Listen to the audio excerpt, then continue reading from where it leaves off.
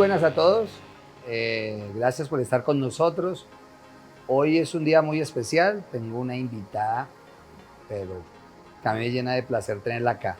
María Paulina Baena. Ok. Bienvenida, bienvenida. Este es un sitio aquí informal donde hablamos a los muchachos, a las personas que se dedican al emprendimiento, que tienen ese corazón grande y que de alguna manera tienen muchos retos en la vida. Entonces, primero que todo, gracias por estar acá. Y pues tú como periodista, porque la que sabe de periodismo es tú, no yo, como para romper el hielo, ¿cuál sería la pregunta que te gustaría que le hiciera con respecto a nuestra audiencia? ¿Cuál sería la pregunta que me Sí, gustaría que me hiciera? Ok, bueno, nunca me habían preguntado eso. Bueno, primero un saludo a toda la comunidad Kun, a ti, gracias por la invitación. Eh, a ver, yo creo que hay una pregunta que tal vez a mí me gusta mucho porque yo creo que me pone a pensar en lo que he sido y en lo que quiero ser y cómo es mi trayectoria, y es quién soy, ¿sí? Que es como una pregunta rara, medio filosófica, pero es como a la hora de la verdad me pone a pensar a mí como de que está hecho uno, ¿sí? Y esa sería como quién soy yo, ¿sí? Y yo creo que yo soy, para responderla, porque imagino que lo que sigue es responderla, pues yo soy una mujer que está siempre inacabada y que está descubriendo qué quiere ser también. Y que eso yo creo que es parte también de lo que me ha enseñado a mí el periodismo y lo que me ha enseñado a mí qué hacer en estos últimos años, que es como un proceso constante.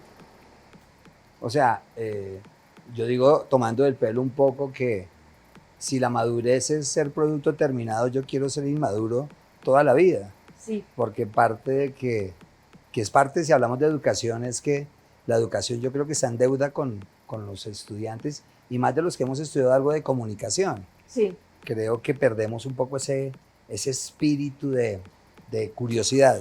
¿Qué piensas tú de eso?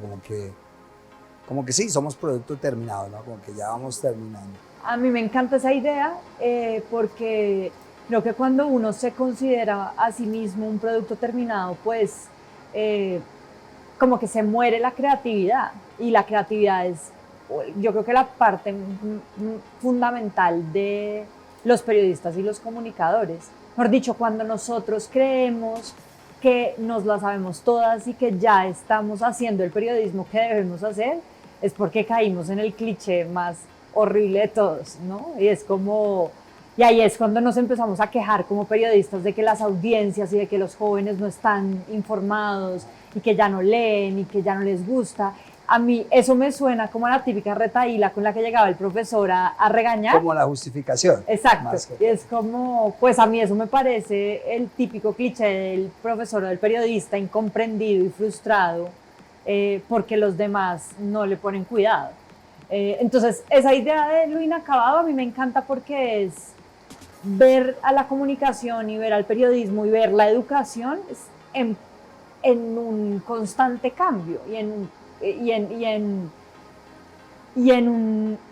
sí, en una espiral como que no termina y que hay que, es como ser parte de la espiral, pero no ponerse arriba de ninguna pirámide, ¿sí? Como, eh, y por eso la educación tiene que ser como también de ida y vuelta.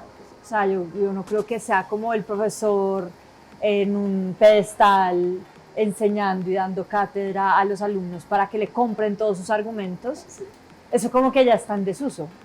Casi Entonces, que el modo de formación hoy es entre las partes. exacto. De hecho, si hablamos de la GUN, nosotros denominamos hoy a los profesores como facilitadores.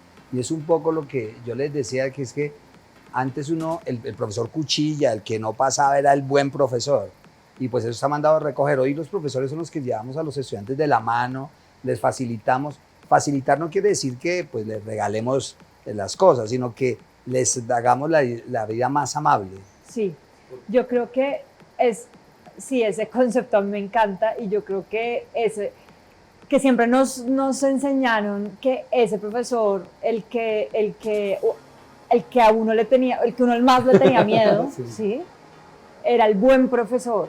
Y a mí me parece que la educación y el miedo como que son antónimos, o sea, eso no tiene ningún sentido.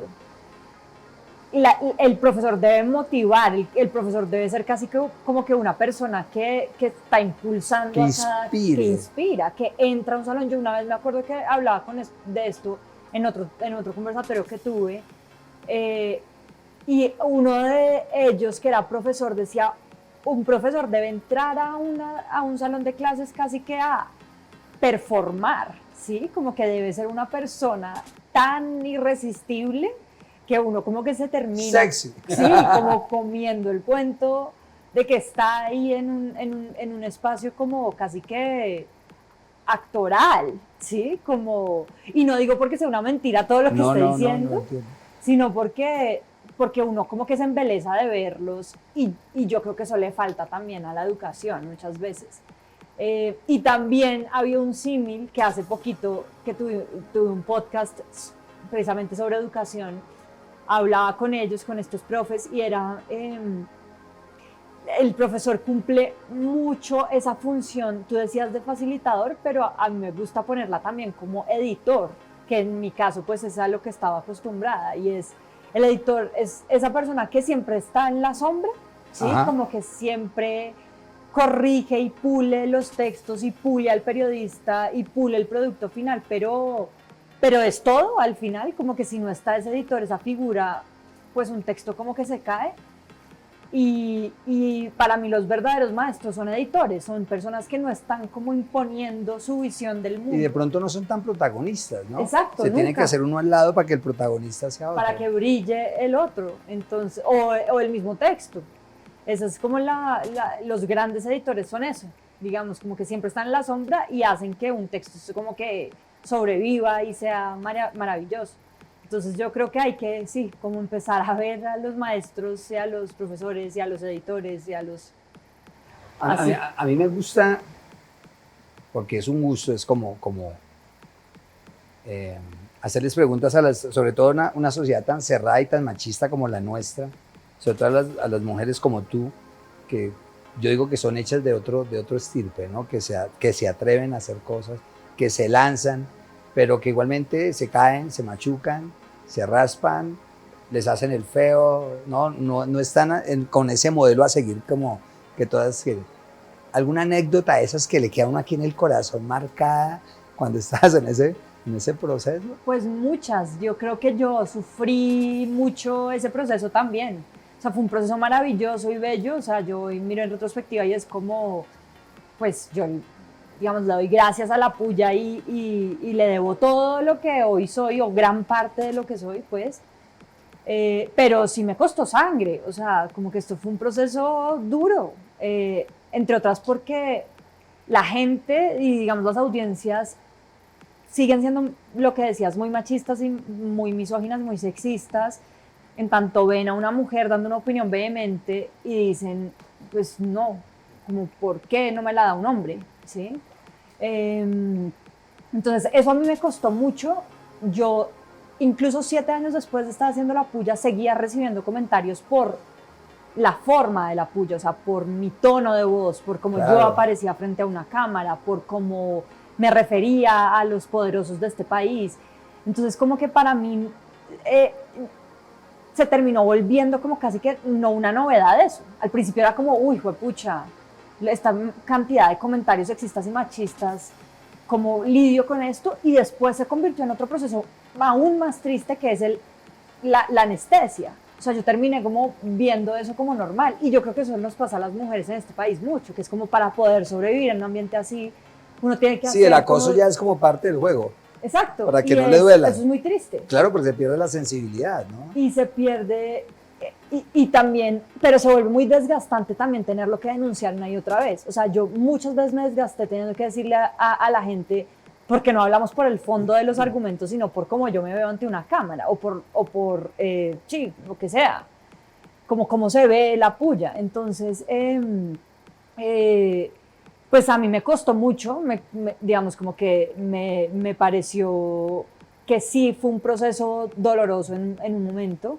Nunca me acostumbré tampoco a esos comentarios porque eran violentos, ¿cierto? Y yo creo que también como colombianos nos habíamos acostumbrado a vivir en esa violencia, ¿sí? Entonces como que denunciar eso ya no es una novedad, no es algo como que valga la pena o que uno siente que cambie cosas, que es de nuevo muy triste y uno no debe permitirse eso. Pero yo creo que sí, de anécdotas, digamos, yo me acuerdo que nosotros para revertir eso, hubo un momento en que dijimos, pues respondámosle a nuestra audiencia con los peores comentarios machistas y sexistas y hagámonos nuestra propia publicidad a partir de eso.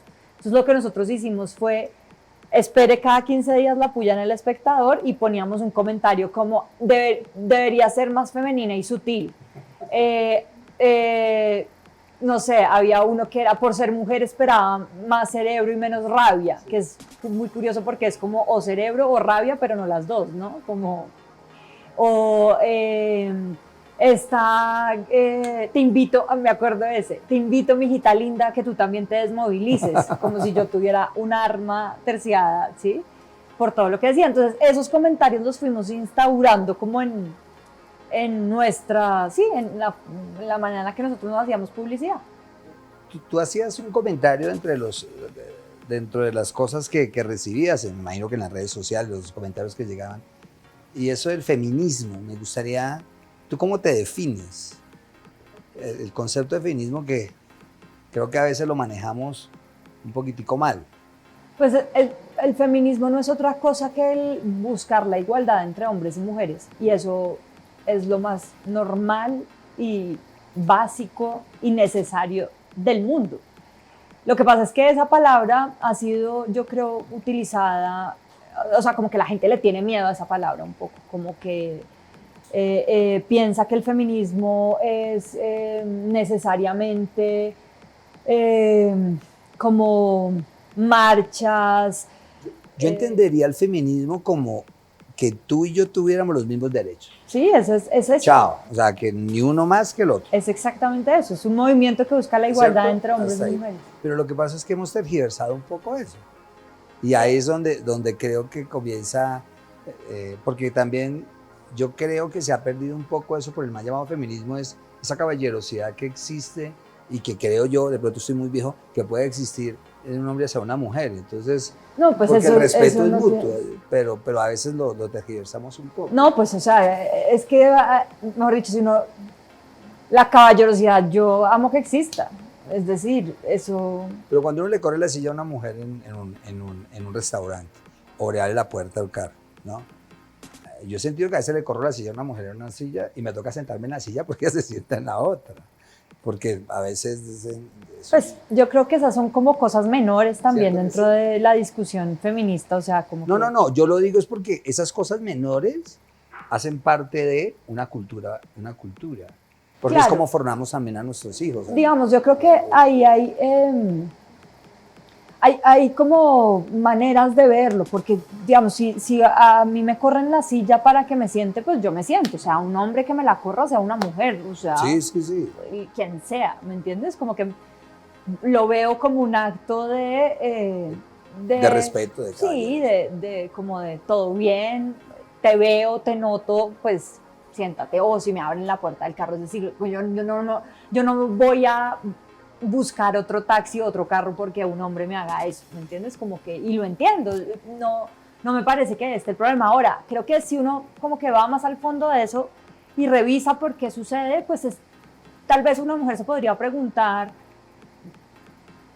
yo puedo hacerlo también, ¿sí? Pero es distinto, es decir, digamos, yo no puedo cambiar una llanta de un carro, yo no puedo hacerlo. Eso te iba a decir. Sí, yo no sé, yo prefiero que un hombre la cambie por mí. Pero date cuenta sí, que, por ejemplo, lo que uno puede entender también, ese mallado feminismo es que muchas mujeres lo que buscan es copiar de alguna manera los vicios de los hombres. Y dentro de la estructura yo creería que somos complemento. Y los hombres y las mujeres nos complementamos. Ahora, el mal llamado feminismo es que las mujeres ahora, no sé, como pueden hacer todo lo que quieran, pero digamos con los límites que tenemos que tener ambas partes. Y yo creo que hemos pasado límites de ambas partes. Sí, pero yo no creo que haya como un mal llamado feminismo. O sea, yo creo que es que el feminismo es buscar la igualdad en derechos de hombres y mujeres. Si a mí me abren la puerta del carro, o si me corren la silla, o si me dan la mano para bajar una escalera, o si algún señor me pincho en la calle y me cambia la llanta, pues, gracias. Sí, o sea, como que no. Uno podría entender entonces que a las mujeres se les facilitan ciertas cosas y a los hombres se nos facilitan ciertas otras. Sí, puede ser. Yo creo que evidentemente hay como una, digamos, diferencia entre nosotros en cómo estamos configurados también. O sea, como que siento que tal vez entre mujeres podemos ser mucho más sinceras, mucho más cercanas, que por ejemplo entre un grupo de hombres. O sea, yo digamos, pocas veces he visto hombres que hablen de sus emociones como nosotras hablamos entre nosotras de ellas. Sí, yo tomando el pelo siempre digo que... Pero eso debería poder ser también el feminismo. Claro. Y eso le conviene a los hombres. ¿Sí? Entonces, ese también es el feminismo. Es decir, no es como un movimiento de hecho, del que nosotros saben... vayamos o sea, el feminismo no es un movimiento que busque aniquilar a los hombres, ni que les busque quitar menos derechos. El feminismo es simplemente darles esos derechos que nos han sido negados a nosotras, ¿sí? Entonces, y del que además se podrían beneficiar los hombres si lo entienden, ¿sí? Y si se meten ahí activamente en esa lucha, porque pues es que no es aniquilar a los hombres. Yo no quiero matar a los hombres, a mí me encantan los hombres, los amo, ¿sí? Pero pues también siento que si a mí no me pagan igual que un hombre en la misma posición de poder, ¿por qué? ¿Sí? ¿Por qué? O porque no accedemos o ustedes, porque no acceden a lo que se merecen, ¿no? Exacto. ¿Por qué hay tan pocas mujeres en juntas? ¿Tú qué crees de una frase que dice que las mujeres no llegan al poder o no son las que están en esa culminación porque renuncian a lo fundamental que es la familia? Que tiene que ver un poquito con el amor, con esa parte que son ustedes las representantes de... Todavía el trabajo, digamos, doméstico sigue siendo no remunerado y eso recae en las mujeres y eso es un hecho. Las mujeres somos las que ejercemos el mayor cuidado de las personas mayores y niños en las sociedades y por eso no nos pagan, ¿sí? Y aún así tenemos que salir a trabajar, porque todas las mujeres tenemos que salir a trabajar, la mayoría, o sea, no estamos, la mayoría de las sociedades no están hechas para que una mujer se pueda quedar en la casa tranquila, ¿sí? Porque no hay cómo sostener a la familia, entonces a la mujer también le toca, pero además de eso le toca cuidar a su papá que tiene, pongamos, de alguna enfermedad y tiene que cuidar a sus hijos, entonces se duplica en trabajo. Y está pendiente del marido, si es que está casada. Y si el marido es un come mierda, sí, que le pide que le haga la comida, ¿no? O sea, entonces... Pero eso es cultural, ¿no? Es estúpidamente cultural, ¿no? Claro, y lo cultural puede ser modificado. Total, que es lo que uno... No, y las culturas cambian. Y claro, son cambios que toman tiempo, pero son cambios que se hacen además con la palabra y con los movimientos y con los argumentos. O sea, desde la razón, además. O sea, esto no es como que de un día para otro... Pero eso es un proceso de la sociedad en donde... ¿Tú crees realmente que si ha habido una evolución frente al pasado, frente a los derechos de las mujeres? Sí, ahora las mujeres podemos votar, ahora las mujeres podemos abortar. Digamos, en Colombia hace poco, digamos, sí, la Corte lo dijo y somos uno de los países como más progresistas en eso. Y eso a mí me parece que son avances, sin embargo, pues no está como listo el pollo, ¿no? Como que hay 1000 cosas por hacer y 1000 cosas que nos siguen pasando en la calle y a nosotras nos siguen matando por ser mujeres, ¿sí? Que es lo más triste de todo. Entonces, eso, pues si a mí me dicen, hay cosas que se han hecho, sí, pero todavía nos siguen matando. Y no por otra cosa, sino por cuestión de género, voy a cambiarte del tema. Una mujer así, con esa capacidad mental y ese criterio, ese análisis que tiene, ¿cómo te va en el amor? En esa parte de relaciones de pareja. Muy bien, o sea, pero no entiendo. No, te lo digo porque, y te lo digo como hombre, tengo que decir, una mujer cuando es una persona como tan representante, tan libre, tan de carácter, tan tú, ¿no? Lo que eres, no, a veces a nosotros los hombres nos genera como un poquito de, ¿no? Por ese mismo... ¿De como miedo? No sé si la palabra sea miedo, pero sí. Pues yo creo que eso también, fíjate que yo siento que eso hace parte también de una visión muy arraigada de que el hombre tiene que estar también por encima de la mujer para amar a las mujeres. Y eso es una visión en donde, digamos, yo soy politóloga y una de las cosas que a mí me enseñó la ciencia política es a observar esas relaciones asimétricas de poder. Eso es súper machista, ¿sí? Porque es como, yo puedo amar a una mujer siempre y cuando esa mujer sea inferior a lo que yo soy. La pueda dominar, digámoslo así. Exacto, y siempre y cuando yo esté en mi capacidad, que esa mujer yo la pueda dominar. Económicamente, intelectualmente, lo que sea. Hay una especie de dependencia, podríamos...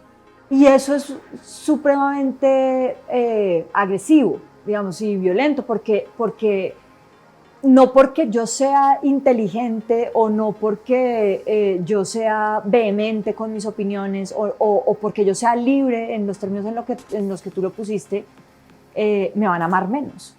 Sí, es raro, porque entonces yo como mujer tengo que posar de todo lo contrario para ser amado. Eso pues es justamente el discurso que nosotras, y que yo creo que digo... Pero tristemente cuando uno ve los indicadores y las estadísticas, sí pasa eso, ¿no? ¿Qué? Cuando las mujeres comienzan a crecer económicamente o, digamos, profesionalmente, se vuelve más difícil, si me permites el calificativo, de tener pareja en una sociedad como esta. No sé. Sí hay estadísticas. Ok. Y entonces uno dice, ¿por qué? Eso tú misma lo estás contestando, ¿no? Uno de hombre dice, uy, no, venga, yo quiero algo más fácil, que no sea como tan por lo mismo que tú acabas de decir, ¿no? Cómo yo controlo, si me permites, o cómo yo manejo, y estoy con una persona como tú, tengo que ceder y decirle, mira, toma el control. Claro, aunque sí, yo creo que eso está bien, esa idea está bien. Hay que reevaluar esa idea, porque es que ya, mejor dicho, no creo que haya hombres, o pues los hay, pero creo que cada vez hay menos hombres que buscan eso en una relación, ¿sí? Entre otras porque...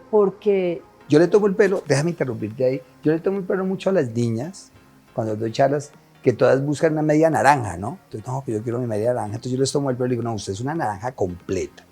Primero usted no va a necesitar, usted debe conseguirse es un plátano, una vaina que la complemente, pero tú solita puedes desarrollar pues tu vida, o sea... Esa es la otra que iba a decir justo antes, y es, esta idea del amor romántico también es bastante machista, que es cuando tú me preguntas cómo me va en el amor ¿qué? ¿Sí? En el amor de pareja, en el amor con mi familia, en el amor por los animales, en el amor por la naturaleza. El amor es una palabra tan compleja, ¿sí? Que lo hemos direccionado solamente al amor de pareja. Entonces, yo no soy suficientemente valiosa si a mí no me ama un hombre. Y eso es falso.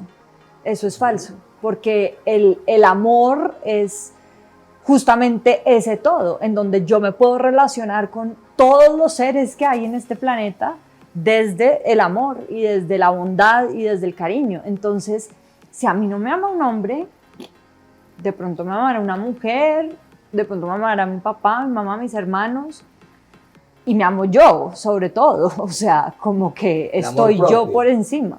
Que claro, es un término un poquito manoseado que a mí me parece difícil ahora, pero porque todo es amor propio y es difícil, o sea, como que yo a veces también digo, uy, pucha, pero es que guerra en Palestina, Israel, no, secuestran a los papás de Lucho Díaz y pues ámate a ti mismo. Entonces como que a veces yo digo, miércoles, sí, pero es cierto, o sea, es cierto, uno está ahí para uno mismo, es decir, como que uno no necesita de nadie para demostrarle a nadie su valor, ¿sí? Entonces, creo que hay que mirar con lupa y con detalle esa idea de mujeres libres y poderosas que les va mal en el amor.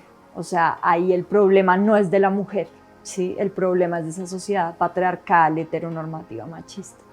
Y si seguimos hablando del amor, para ligarlo con Dios, ¿dónde está para ti? Dios, Si es que existe. a ver, yo no creo en un Dios católico ni en un Dios como que esté relacionado con alguna religión, pero yo soy una mujer muy espiritual y yo veo a Dios en muchas cosas pequeñas, ¿sí? Y lo veo en muchas acciones mundanas y en muchas como acciones cotidianas que tengo y por las que me muevo y con las relaciones que tengo también con la gente. Entonces, sí, yo creo que es ahí donde para mí está mi espiritualidad y como mi amor por las cosas que hago. Bueno, qué bonito. Si tuviéramos que comenzar allá a cerrar y dejarles como tips, sobre todo a las mujeres que nos están escuchando, no a los hombres, no siendo que no, sino en especial, como para ir recogiendo tú, que si tuviera la oportunidad de hacerles unos tips de reflexión, ¿qué podríamos dejarles sobre todo a esas niñas que están comenzando a construir su vida? Bueno, yo soy mala consejera, No, entonces... No es consejo, es reflexión. Pero si yo tuviera que decir algunos tips o reflexiones, yo creo que es clave como que uno sea lo que quiere ser, ¿sí? Y que en ese proceso no se traicione, trate de no traicionarse. Uno muchas veces está como oyendo a los demás o lo que los demás esperan de uno o lo que los demás quieren que uno sea y cómo se comporte.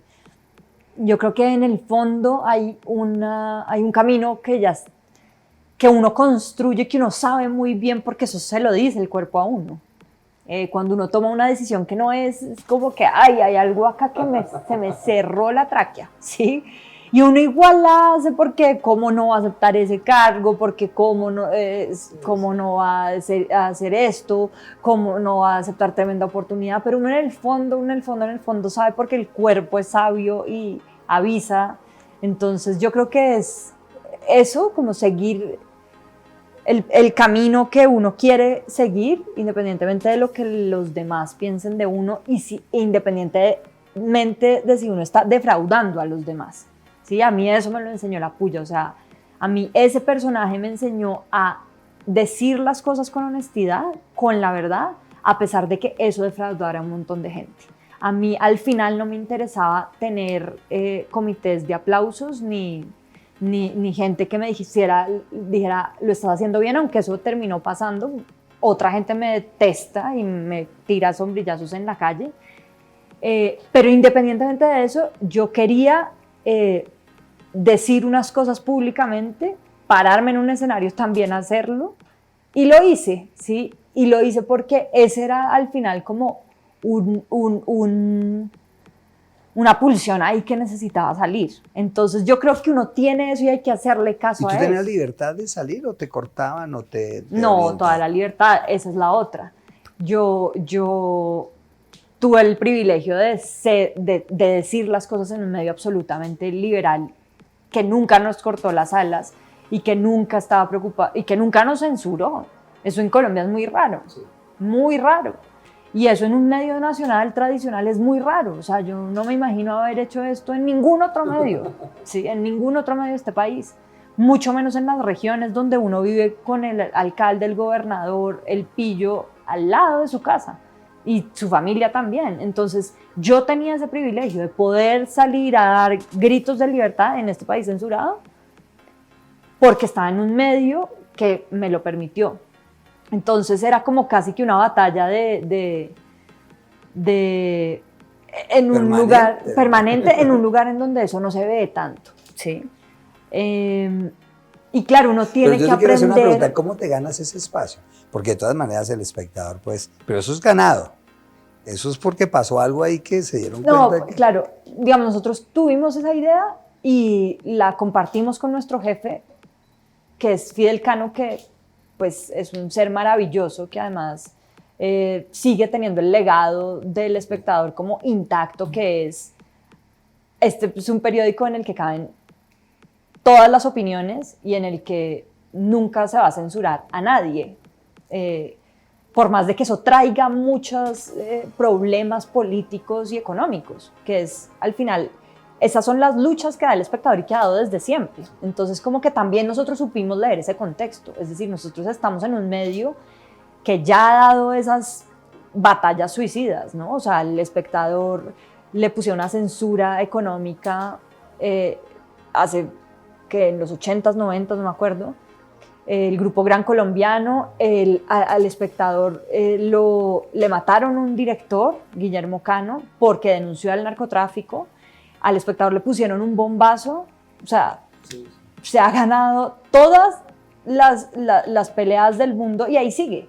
Entonces nosotros también decíamos como, pues tenemos que saber leer este contexto y podemos dar estos gritos acá, sí. Entonces, ¿cómo nos ganamos ese espacio? Uno, claro, siendo sinceros con nuestra audiencia, diciéndoles todo lo que pensábamos, no dándole ningún viso de amistad, ni de espaldarazo, ni de nada al poder, ni a ningún político. O sea, a nosotros no nos interesaba ser amigos de nadie. Y además leyendo ese contexto del espectador, pero sobre todo eso le demostró a la audiencia que ahí había honestidad, que es lo que yo creo que la audiencia no ve en muchos medios, porque la audiencia no es boba. Entonces, cuando uno habla con ese grado de honestidad, creo que recibe también pues, ese espacio ganado del que tú hablas. ¿Sí? Como que se gana un lugar ahí, pues en el... ¿Y cuándo fue ese momento en que ustedes sintieron que se hizo el clic en esa relacionalidad del periodismo con la audiencia? Porque llega el momento en el primer video eso se estalló, o sea, ¿sí?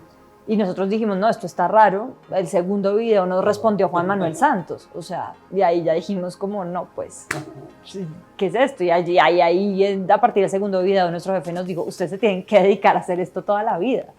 Y ahí seguimos, y tuvimos muchos problemas por esa libertad a la que nos enfrentamos y con la que nos casamos, que fueron muchas demandas, muchas intimidaciones políticas, muchas intimidaciones económicas, muchos como comentarios hostiles en redes de las audiencias, también de los políticos y de sus bodegas. Es decir, no fue un trabajo tampoco como... Cuando uno mide todo este contexto, ¿cómo fue la relación cuando comienzas pues, a ser ya un personaje, la periodista, manejando la puya, con tu familia? Que es los seres que se preocupan, que dicen, venga, usted qué es lo que está haciendo porque debió pasar cosas ahí un poco difíciles. Pues lo primero que me dijo mi mamá cuando yo saqué el primer video de la puya fue, a mí me da miedo que tú hagas eso porque mira lo que les pasa a los periodistas que hacen eso en este país, obviamente refiriéndose a Garzón. Pero yo no sé por qué seguía haciéndolo. O sea, había como una necesidad de decir tantas cosas y había como una fuerza que estaba tan viva ahí en ese proyecto que no había cómo pararlo. Entonces, yo, sí, eso, mis papás al comienzo estaban angustiados, mi familia también. Las cosas se ponían muy pesadas en elecciones, en los momentos electorales, digamos ahorita, siquiera ya no estoy en la puya. Pobre Juan, que es mi socio, pues era mi socio, porque yo sé que los momentos electorales son muy pesados para dar opiniones políticas y ahí siempre había como cierto miedo, cierto temor, pero nunca dejamos de hacer el periodismo que estamos como que nos fijamos a hacer. Y que además aprendimos en este medio, solo que lo hicimos en otro formato, ¿no? Pero este periodismo es el periodismo de siempre, el de siempre, pues el que es con rigor, el de contrastar las fuentes, el de nunca arrodillársele al poder, Esos serían mis tips. Okay. Bueno, y ya para terminar, primero gracias por el tiempo. Nosotros le tenemos una chiva, ¿cierto? Vamos a... Sí. Que nosotros vamos a tener una aliada, de verdad, muy querida, que mira la calidad me impacta mucho la pasión con la que hablas, eso, o sea, sí, eso me parece, porque yo me veo un poquito reflejado ahí. Cuando uno ama algo, hablamos de amor, cuando uno siente, pues lo irradia. Entonces, claro, vamos a tener en la CUN un producto muy chévere en comunicaciones de la mano de la Puya. Y vamos a hablar de este periodismo, del periodismo crítico, del periodismo, no sé si la palabra objetiva totalmente exista, porque pues tú sabes que ya cuando uno es individuo ya tiene su toque, pero sí vamos a tratar de mirar las cosas desde otra perspectiva, que creo que es mirarlas desde ese huequito que a veces la gente no se atreve, que tú te atreviste a hacerlo. Así es, vamos a estar ahí con la CUN, va a ser como un proyecto maravilloso, creo que muy inspirador, y ojalá se animen y se inscriban. No, claro, yo sé que sí. De verdad, muchas gracias. Bueno, no solo me acabo de decirte gracias por estos minutos, de verdad me sentí muy chévere y aprendí bastante también. No, gracias a ti. Bueno, y gracias a todos, muy amable. Que estén muy bien. Chao.